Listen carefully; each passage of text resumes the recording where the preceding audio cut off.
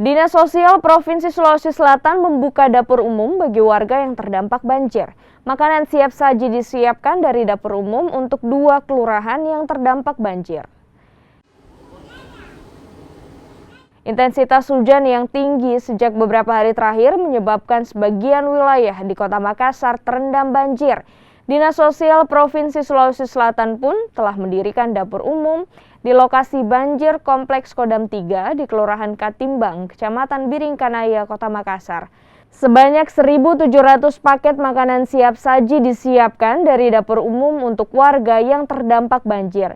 Menghindari kerumunan, petugas dapur umum akan membawa menu makan siang dan makan malam ke lokasi pengungsian warga di Kelurahan Katimbang dan Kelurahan Pacarakang.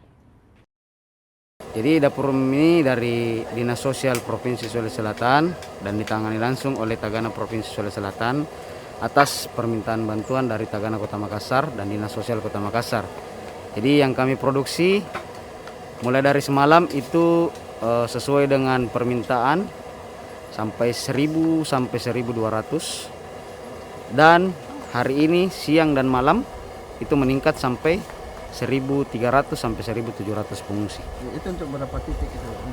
Untuk 2 titik. Yang pertama dari Kelurahan Katimbang dan Kelurahan Pacirakang. Oke, kalau untuk dunia sendiri?